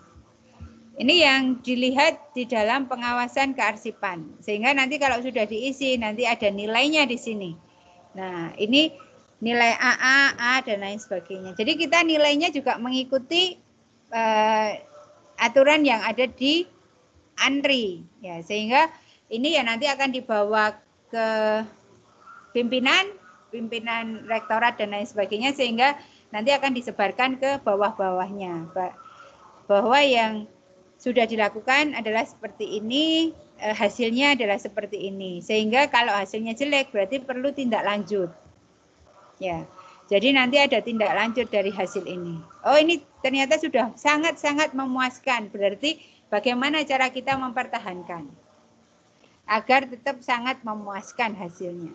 Ya, jadi terus dimonitoring, terus dilakukan pelatihan. Mungkin ada hal-hal yang baru sehingga nanti perlu sosialisasi, ada perubahan di punyanya Universitas Airlangga. Jadi saat ini Universitas Airlangga untuk tata persuratannya kita sudah menggunakan e-office atau elektronik. Ya, jadi kalau semua surat dari fakultas dan lain sebagainya semuanya sudah by digital. Ya, jadi tidak ada kurir lagi yang ke sana dan lain sebagainya kecuali berkas yang memang tidak bisa kita digitalkan. Ya, misalkan kalau berkas kenaikan pangkat yaitu hanya suratnya saja, nanti terus kita scan lampiran di awal di yang menjadi sampulnya. Nah, nanti semua lainnya itu kita kirim by fisik. Ya. Itu yang apa yang terjadi di Universitas Airlangga selama ini. Oke, ini yang bisa saya berikan ya.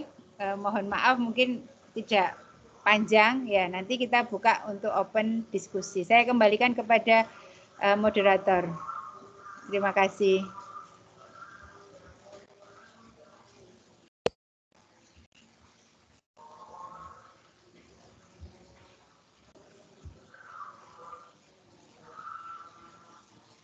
Mungkin dari teman-teman jika ada pertanyaan yang ingin disampaikan bisa melalui kolom chat ataupun bisa langsung open mic. Silakan pada teman-teman yang ingin bertanya.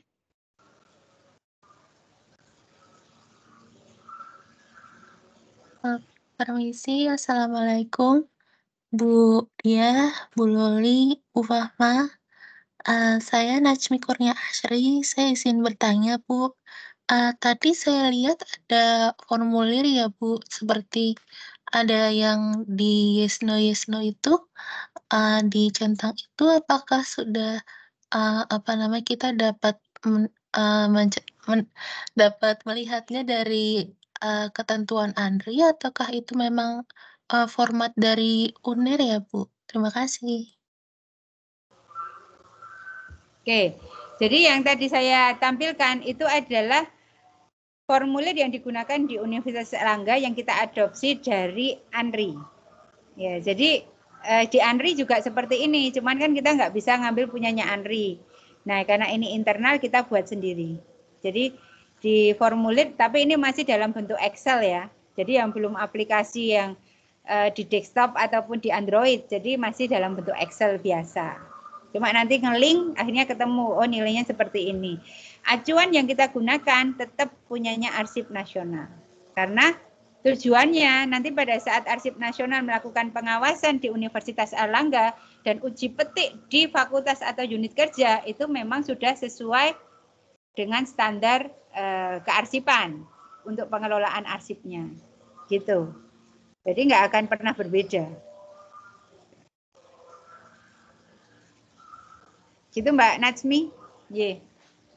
Ya, terima kasih, Bu. Sama-sama.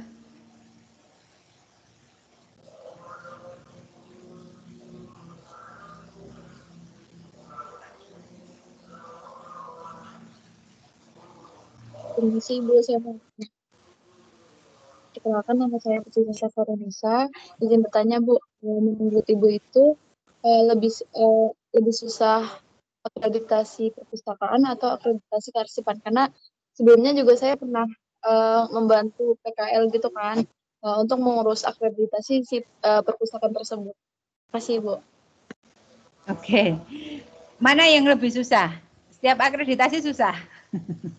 Mau diakreditasi manapun itu sebetulnya bukan susah, nggak susahnya ya. Jadi selama itu kan based on dokumen. Jadi selama kita melakukan dan kita dokumentasikan, ya itu bukan menjadi hal yang rumit sebetulnya.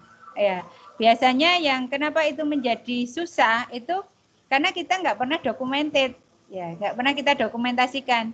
Kayak misalkan seperti ini, kegiatan seperti ini ya, itu saya pribadi mungkin saya tidak mendokumentasikan surat yang saya terima, terus nanti PPT, terus tangkapan layar seperti ini seharusnya kan dijadikan satu file, gitu.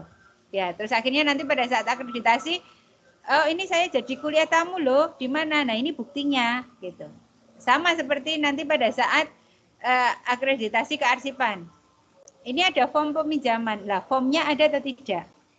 Jadi kalau semua hal yang sudah kita dokumentasikan, setiap kegiatan kita dokumentasikan, itu insya Allah akan lebih mudah ya, maksudnya mudah. Karena yang susah itu kadang nggak ada dokumennya. Gitu. Ya. Jadi kalau nanti Anda bekerja, ya jangan lupa setiap yang Anda lakukan itu Anda dokumentasikan. Itu terkait dengan pekerjaan loh ya, bukan yang lainnya. Itu nanti akan mempermudah nanti pada saat Anda akreditasi. Gitu Mbak Putri. Kalau sebelumnya tuh, nah itu Bu, masalahnya kan dokumentasi nggak pernah didokumentasi. Misalnya kayak hilang-hilangan berkas itu gimana Bu? Kan sedangkan kalau akreditasi kan butuh bukti kayak gitu, Bu. Iya, nah biasa itu akhirnya yang kenapa akhirnya kita nggak bisa dapat nilai maksimal ya, nggak dapat nilai maksimal terkait dengan akreditasi ya karena emang tidak ada dokumennya. Jadi kalau misalkan nanti emang dilakukan kegiatan itu emang dilakukan dan itu belum terjadi visitasi loh ya, kita masih menyusun dokumennya, ya dokumen itu kita buat. Ya. Oh ini ada peminjaman loh, tapi selama ini kita tidak menggunakan form. Nah, ya berarti Anda perlu membuat formnya. Oh ini ternyata dulu kita melakukan pembinaan, tapi ini suratnya nggak ada, ya kita buat suratnya. Ya itu kalau Anda nanti mau nilai yang maksimal. Tapi kalau ya sudah apa adanya, ya wes nggak usah digawe. Tapi nilainya ya apa yang real aja sudah. Jadi kalau nanti pada saat nanti kita penyusunan akreditasi, baik itu perpustakaan, lembaga kearsipan, program studi, perguruan tinggi, itu ya sebetulnya yang akan menjadi kesusahan adalah tadi dokumennya itu kadang orang tidak merawat. Ya, kalau di UNER akhirnya saat ini kita ada yang namanya SPMS ya. Kalau di UNER itu ini terkait dengan akreditasi fakultas atau akreditasi prodi ya. Jadi kita ada yang namanya SPMS dan itu nanti akan dilihat, ini juga sebenarnya fungsi dari pengawasan tapi perguruan tinggi. Kita punya seperti itu. Nah, nanti setiap per 3 bulan, nah itu kan program studi itu membuat laporan. Dari laporan itu kan sebenarnya sudah ada dokumen-dokumen yang memang dibutuhkan nanti untuk apapun. Bisa untuk akreditasi, bisa untuk perankingan. Ya, jadi itu per 3 bulan saat ini. Mulai dari tahun 2018, UNER sudah melakukan itu. Termasuk di perpustakaan. Ya, termasuk di kearsipan. Itu mereka punya di UNER sudah ada pengawasan seperti itu. Itu kita namanya SPMS. Nah, itu per 3 bulan. Ini mana dokumennya, ini mana dokumennya. Sehingga kita di setiap tahun dan itu by sistem. Sehingga dokumennya itu ya ada di sistem. Nah, nanti kalau misalkan butuh apa-apa ya tinggal kita ngambil dari sistem. Jadi ya harus merubah pola kita ya. Kalau nanti ya ini bukan karena akreditasi ya, bukan karena akreditasi, tapi apapun itu ya harus kita dokumentasikan. Gitu ya Mbak Putri ya?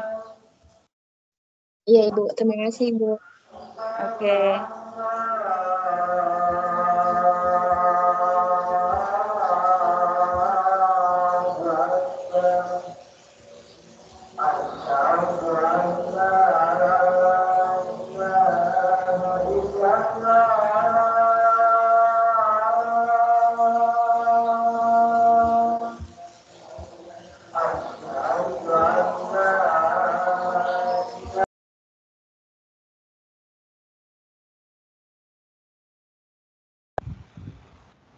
Ibu izin bertanya, boleh? Nama saya Andini Sultaningsih dari kelas 6D. Saya lumayan penasaran sama bagian tadi Bu. Kan ada vendor-vendor yang menyediakan jasa arsip seperti yang Ibu jelaskan tadi. Nah, apakah dengan adanya vendor-vendor tersebut, sebuah instansi itu sudah tidak perlu lagi adanya unit arsip gitu Bu?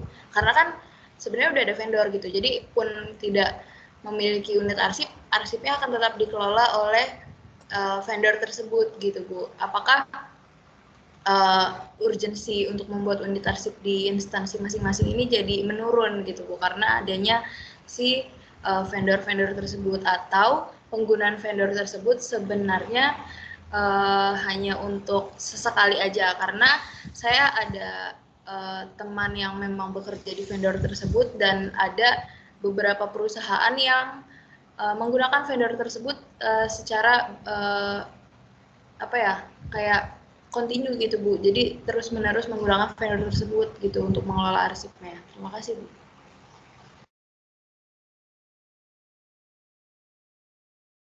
Oke. Ya, bentar, di tempat saya azan dan ini terdengar sekali. Sebentar, Nggih.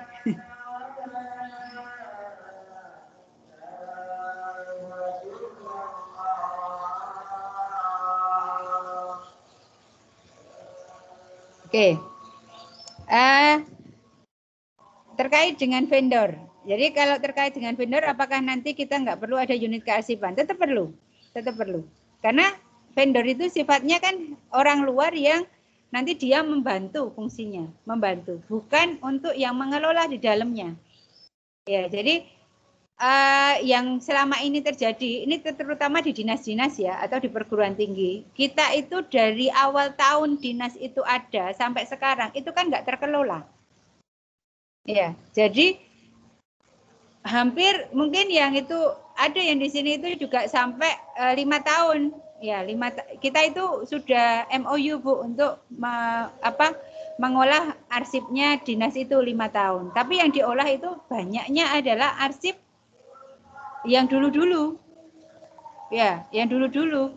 Karena kayak misalkan UNER ini, UNER berdiri tahun 1954. Tahun 1954. Kita baru ngeh terhadap arsip itu tahun 2010. Bayangkan, 54 ke 2010 itu berapa arsip yang berapa gudang yang harus dikelola. Kalau arsiparisnya sendiri, orang itu yang di dinas, kita kalau Anda ke dinas di mana yang di Provinsi Jawa Timur itu arsiparisnya itu hanya ada sekitar 30 kalau saya nggak salah arsiparisnya. Itu 30 provinsi loh ya. Nah, provinsi dia mengelola arsipnya sendiri aja sudah kewalahan, dan salah satu tugas dari arsip provinsi itu kan membina, mengolah arsip di bawahnya. Nah, kalau tidak ada bantuan, karena ini tahunan ya, saya bilang tahunan, sudah puluhan tahun tidak dikelola. Kalau tidak ada pihak ketiga itu akan kesusahan sekali. Jadi kalau kemarin itu ada yang kerja bukan PKS, bukan PNS ya, DE P3K 2 orang, itu 1 bulan hanya bisa menyelesaikan berapa? Sekitar berapa box gitu. Hasilnya itu berapa box gitu. Itu 1 bulan. Nah, padahal yang dia tangani gudang. Nah, kalau seperti itu, kalau tanpa ada bantuan pihak ketiga, iya, nggak akan selesai. Terus arsip yang saat ini terbengkalai. Nah, akhirnya unit kearsipan itu salah satu fungsinya tetap harus ada. Itu adalah satu, kebijakan. Pihak vendor itu kan nggak pernah tahu kebijakan. Iya, kebijakannya seperti apa? Yang buat kan kita. Sehingga unit kearsipan yang harus bikin. Terus yang kedua, nanti kalau ada yang pinjam, kan nggak mungkin pinjam ke vendor. Kan ke unit arsip. Ya, yang bertanggung jawab tetap unit arsipnya. Karena pihak luar itu ya pihak luar. Nanti kalau MOU-nya selesai, ya mereka lepas tangan. Nah, tetap harus ada unit arsip yang akan terus konsisten bertanggung jawab dalam mengelola arsip. Sehingga vendor ini fungsinya adalah sebagai bantuan, supporting biar mereka itu bisa bekerja maksimal. Gitu, Mbak.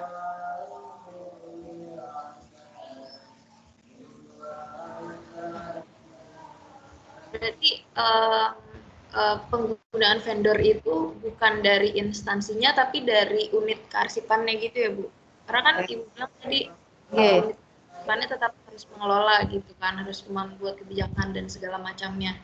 Berarti kalau misalnya tidak ada unit kearsipan itu tidak mungkin untuk menggunakan vendor dalam mengelola arsipnya atau seperti apa? Kalau tidak ada unit kearsipannya, berarti inisiasi untuk mengelola arsip siapa?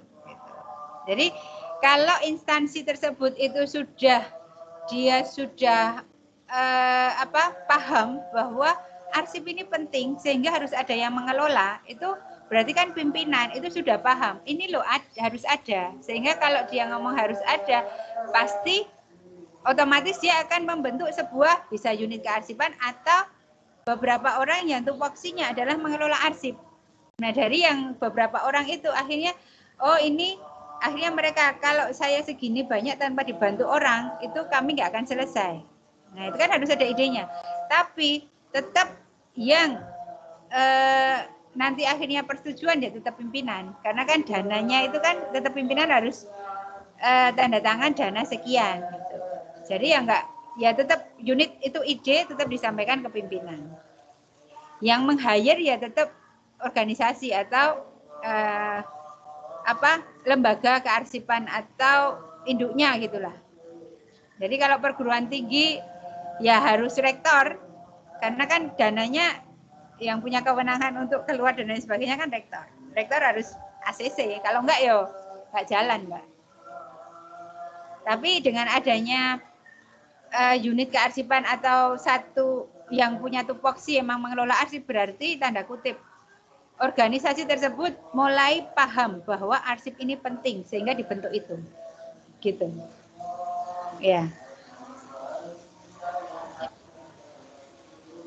Oke, terima kasih Mbak Andini.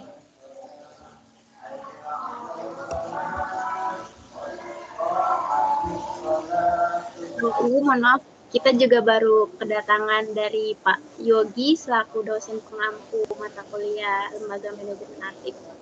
Selamat siang Pak Yogi, mungkin baru bisa bergabung karena terkendala jaringan. Mungkin Selamat siang Pak Yogi. Salam kenal. Katanya saya sering dengar nama Pak Yogi. Ya, mungkin dari teman-teman yang lain mungkin masih ada pertanyaan.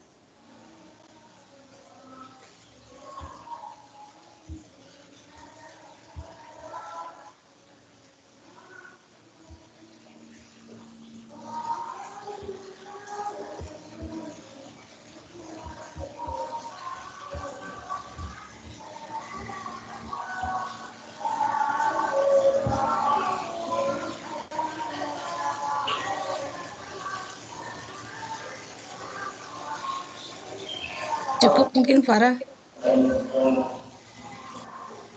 Oke, baik. Maaf, Mungkin lagi. Oh, ya. Kan yang disampaikan dari SAB itu pastinya langsung kan. Kalau misalnya dari pendidikan yang lain, misalnya kayak SD, SMP itu berarti SMP, terus abis itu dinas pendidikan kabupaten, itu dinas pendidikan provinsi baru kan.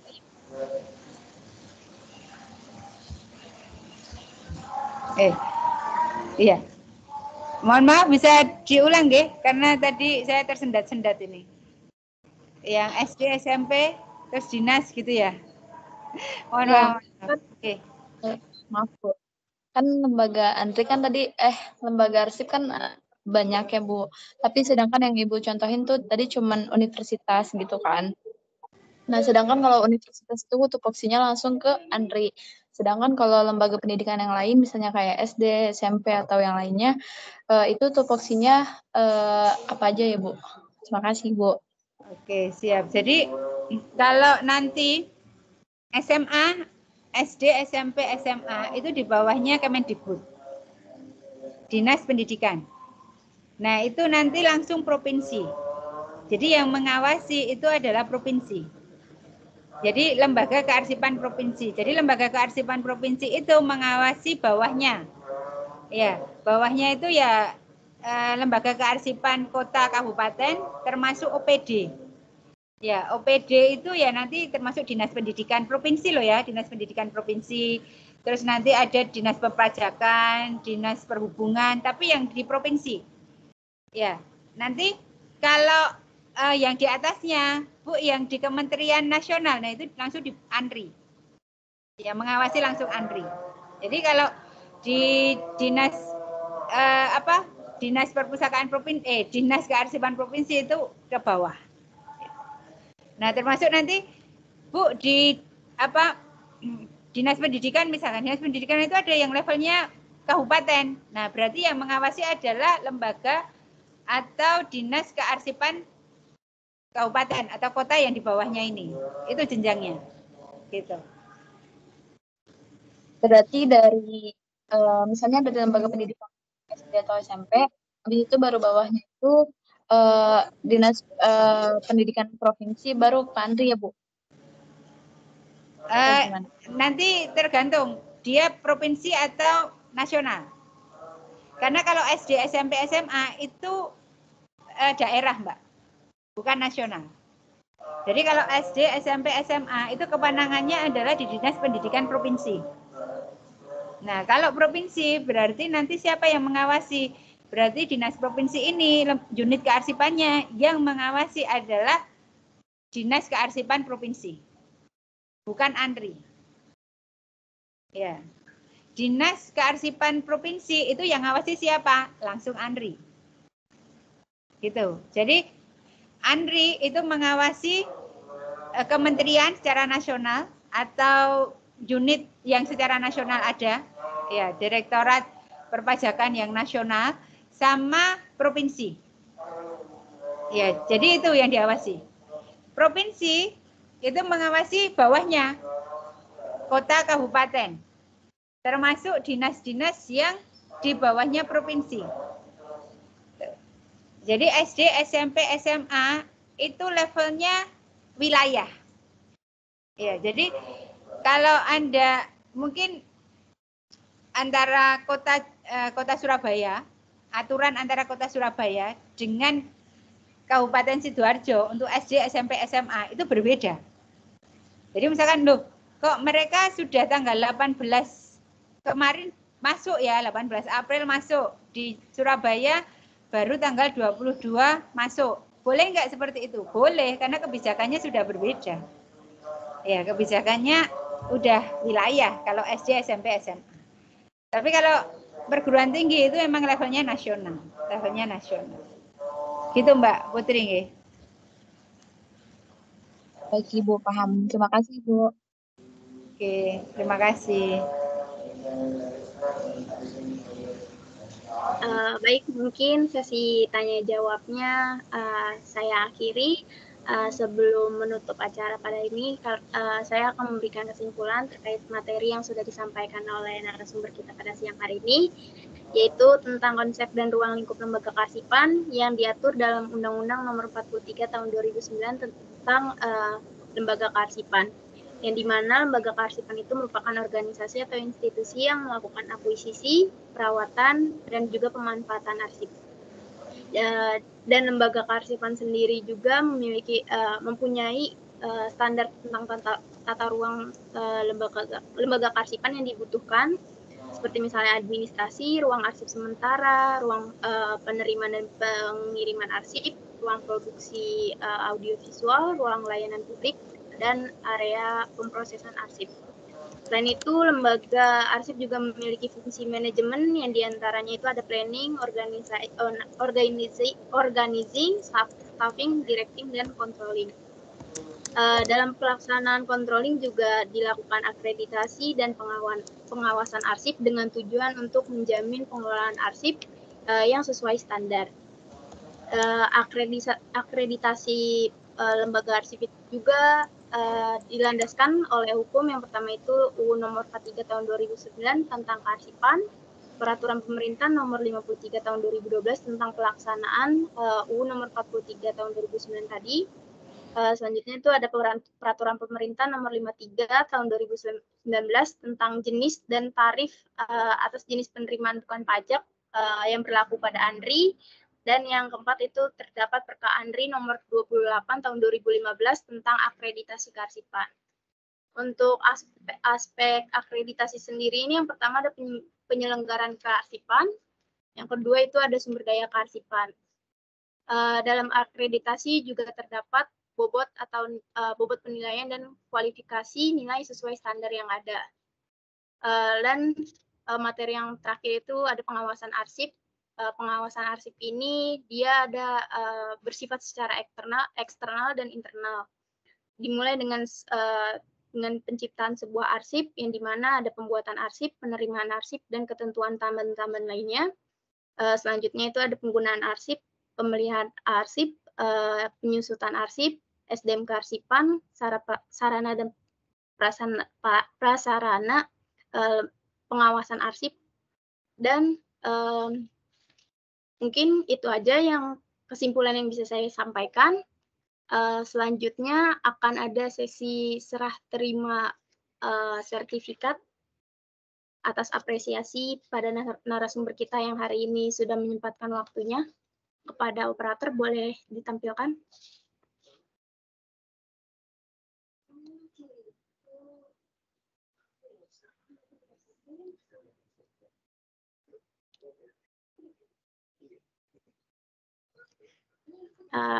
Mungkin kita akan sesi foto sedikit ya, Bu. Udah. Oke. Ini saya SMS.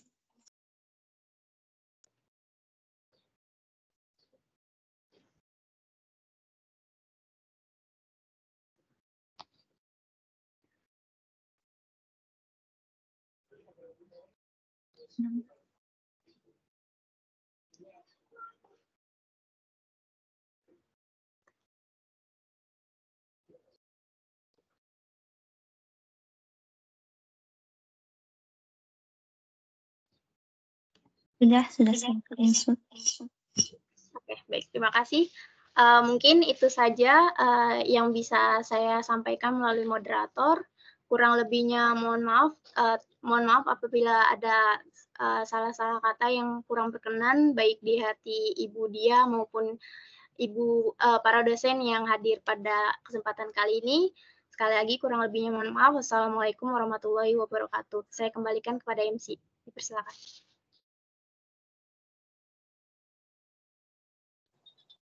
Ya, baik. Terima kasih kepada para Gemilau yang telah membantu kita dalam pemaparan materi dari narasumber. Baik, teman-teman, demikianlah pemaparan dari narasumber kita, Ibu Dr. Diah Puspitasri Rahayu, Eskom M.Hum. Terima kasih banyak Ibu atas materi yang disampaikan. Semoga ilmu yang Ibu sampaikan dapat bermanfaat bagi kita semua. Amin. Sesi selanjutnya adalah sesi foto bersama. Dimohon untuk kepada para peserta untuk on cam, untuk dokumentasi.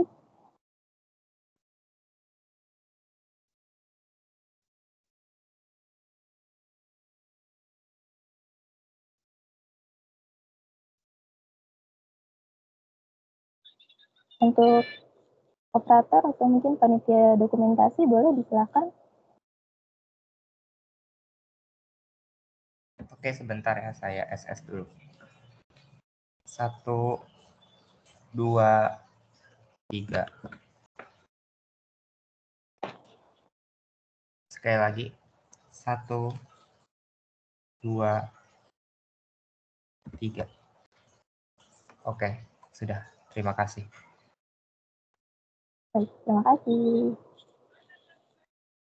Terima kasih banyak saya ucapkan kepada Bapak Ibu dosen yang telah bersedia hadir dalam acara hari ini. Terima kasih juga kepada Ibu Dia selaku narasumber dan juga kepada teman-teman mahasiswa sekalian yang sudah menyempatkan waktunya untuk hadir pada acara hari ini. Saya mewakili seluruh panitia yang bertugas mengucapkan mohon maaf apabila ada kesalahan baik dari perkataan maupun perbuatan selama kuliah tamu ini berlangsung. Sedikit kata penutup, Ali bin Abi Thalib pernah berkata, ilmu akan menghidupkan jiwa. Maka jangan pernah berhenti menuntut ilmu, agar kita menjadi jiwa yang bermanfaat, baik bagi diri kita sendiri maupun lingkungan di sekitar kita. Terima kasih banyak, saya ucapkan sekali lagi untuk teman-teman dan juga Bapak Ibu dosen, baik dari Prodi IP Universitas UIN Jakarta, maupun yang dari luar UIN Jakarta. Sekian dari saya, mungkin wassalamualaikum warahmatullahi wabarakatuh.